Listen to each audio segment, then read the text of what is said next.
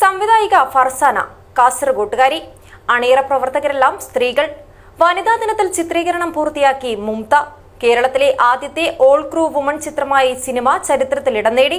ബദിയടുക്കയിലെയും കുമ്പടാജിയിലെയും വിവിധ പ്രദേശങ്ങളിലായിരുന്നു സിനിമയുടെ ചിത്രീകരണം പൂർത്തിയാക്കിയത്.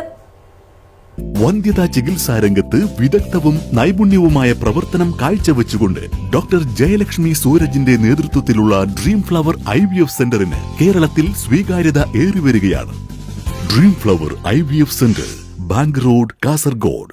സംസ്ഥാന ചലച്ചിത്ര വികസന കോർപ്പറേഷൻ വനിതാ ശാക്തീകരണത്തിന്റെ ഭാഗമായി നടപ്പിലാക്കുന്ന വുമൺ സിനിമ മുംതയുടെ ചിത്രീകരണം ലോക വനിതാ ദിനത്തിൽ കാസർഗോഡ് പൂർത്തിയായി.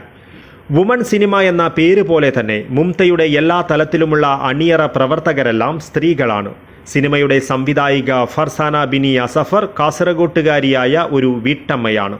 നിരവധി ഹ്രസ്വചിത്രങ്ങൾ സംവിധാനം ചെയ്തിട്ടുള്ള ഫർസാന KSFDC 2020 വനിതകൾക്ക് സിനിമ ചെയ്യാൻ അവസരം നൽകി തിരക്കഥകൾ ക്ഷണിച്ചപ്പോൾ തൻ്റെ സിനിമയും സമർപ്പിച്ചിരുന്നു.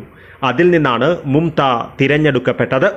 ഇത് ഒരു ഉമ്മയും മോളും തമ്മിലുള്ള കോൺഫ്ലിക്റ്റാണ് ഈ കഥ. ഇത് കാസർഗോഡ് തന്നെയാണ് ഇതിൻ്റെ ലൊക്കേഷൻ. കാസർഗോഡ് മതിയടുക്ക പുത്തർക്കള എന്ന സ്ഥലത്താണ് ഇതിൻ്റെ ലൊക്കേഷൻ.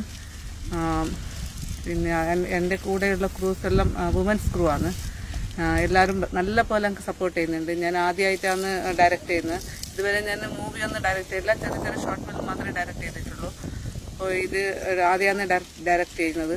അതിൻ്റെ എല്ലാ സപ്പോർട്ടും എല്ലാ ക്രൂസും വുമൻസ് ക്രൂസും എല്ലാവരും എനിക്ക് നല്ല സപ്പോർട്ട് ചെയ്യുന്നുണ്ട്. 10ാം ക്ലാസ്സുകാരിയായ ബാലതാരം ധനലക്ഷ്മിയാണ് മുംത എന്ന കേന്ദ്ര കഥാപാത്രം ചെയ്യുന്നത്. ഞാൻ 3 സിനിമയാണ് ചെയ്തിട്ട് 3ാമത്തെ സിനിമയാണ്. മെയിൻ റോള് ആദ്യമായിട്ട് ഇതിലാണ് ചെയ്യുന്നത്. അപ്പോൾ വളരെ സന്തോഷം. ഇപ്പോൾ 19 ദിവസമായി ഇന്നത്തേക്ക് ഷൂട്ട് തുടങ്ങിയിട്ട്. ഇതുവരെ ചെയ്തതിൽ വെച്ച് ഒരു വെറൈറ്റി ക്യാരക്ടറാണ് എനിക്കിതിലുള്ളത്. അപ്പോൾ ഇതിൻ്റെ ക്രൂ ആയാലും എല്ലാവരും ഭയങ്കര ഫ്രണ്ട്ലി ആണ്. നന്നായിട്ട് എൻജോയ് ചെയ്യാൻ പറ്റി. വളരെ സന്തോഷം ഈ സിനിമയുടെ ഭാഗമാവാൻ കഴിഞ്ഞതിൽ. ചലച്ചിത്ര താരം സന്തോഷ് കീഴാറ്റൂർ ചിത്രത്തിൽ ഒരു പ്രധാന വേഷത്തിലെത്തുന്നു. ആ ഒരു സ്ത്രീ കൂട്ടായ്മയിൽ ഉണ്ടാകുന്ന മുംത എന്ന സിനിമയുടെ ചിത്രീകരണം കഴിഞ്ഞ കുറേ ദിവസങ്ങളായി കാസർഗോഡ് ജില്ലയിലെ പുത്രക്കളത്ത് അതിമനോഹരമായി നാട്ടുകാരുടെ എല്ലാവരുടെയും സഹകരണത്തോടു കൂടി നടന്നുകൊണ്ടിരിക്കുകയാണ്. എന്തായാലും ഈ സിനിമയെ നല്ലൊരു വേഷം ചെയ്യാൻ സാധിച്ചതിൽ ഭയങ്കര സന്തോഷമുണ്ട്. ഈ സിനിമ എത്രയും പെട്ടെന്ന് പുറത്തിറങ്ങിയിട്ട് വളരെ കാലിക പ്രസക്തമായ ഒരു സബ്ജക്റ്റാണ് ഈ സിനിമ മുന്നോട്ട് വെക്കുന്നത്. നമ്മുടെ സ്ത്രീ ജീവിതങ്ങൾ പലപ്പോഴും നമ്മൾ അറിയാത്ത ഒരുപാട് സ്ത്രീ ജീവിതങ്ങളുണ്ട്. അത് വളരെ കൃത്യമായി എന്ന് പറയുന്ന ആ 10ാം ക്ലാസ്സുകാരുടെ ജീവിതത്തിലൂടെ പോകുന്ന സിനിമയാണ് മുംത. സിനിമ ഞാനതിൻ്റെ ഭാഗമാണ്. എങ്കിലും ഈ സിനിമ പുറത്തിറങ്ങാൻ വേണ്ടി ഞാനും കാത്തിരിക്കുകയാണ്. ഒട്ടനവധി ദേശീയ അന്തർദേശീയ അവാർഡുകൾ ലഭിച്ച ക്യാമറ വുമൺ ഫൗസിയ ഫാത്തിമയാണ് ചിത്രത്തിന്റെ ഛായാഗ്രഹണം നിർവഹിച്ചത്.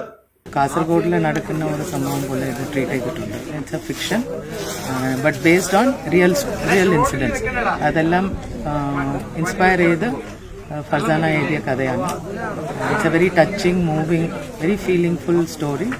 I think we greatly look forward to the film. സിനിമയിലെ മേക്കപ്പ് നിർവഹിച്ചിരിക്കുന്നത് ഐറിൻ ജോസഫാണ്.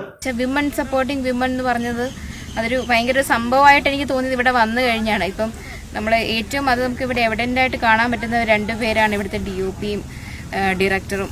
അവർ തമ്മിലുള്ളൊരു ബോണ്ട് ആണ് ഈ സിനിമയുടെ ഔട്ടിൽ വരുന്നത്. കാരണം ഈച്ച് അതർ ഭയങ്കര ഒരു കമ്പാഷനുള്ള ആൾക്കാരാണ് ഇവർ 2 പേരും. അങ്ങനെ കമ്പാഷനേറ്റ് ആയിട്ടാതെ ഒരു ഡയറക്ടറും DOPയും പോവാതെ ഒരു ഫിലിം കംപ്ലീറ്റ് ചെയ്യാൻ പറ്റുമെന്ന് എനിക്ക് തോന്നുന്നില്ല. ഫെമിന ജബ്ബാറാണ് ചിത്രത്തിലെ കോസ്റ്റ്യൂം ഡിസൈനറായി പ്രവർത്തിച്ചിരിക്കുന്നത്. മുംതയുടെ ആർട്ട് ഡയറക്ടർ ദുന്ദു രഞ്ജീവാണ്. സാമൂഹിക സാമ്പ്രദായിക വ്യവസ്ഥകളിൽ അകപ്പെട്ടു പോകുന്ന ഒരു ഉമ്മയുടെയും മകളുടെയും അതിജീവനത്തിന്റെ കഥയാണ് മുംത അനാവരണം ചെയ്യുന്നത്. ബദിയടുക്കയിലെയും കുമ്പടാജയിലെയും വിവിധ പ്രദേശങ്ങളിലായാണ് സിനിമയുടെ ചിത്രീകരണം പൂർത്തിയാക്കിയത്. കാസർഗോഡിന്റെ സ്വന്തം സിനിമയായ മുംതയിൽ സപ്തഭാഷാ സംഗമഭൂമിയായ ജില്ലയിലെ 7 ഭാഷകളും ഉപയോഗിക്കുന്നുണ്ട്. News bureau, Kasaragod.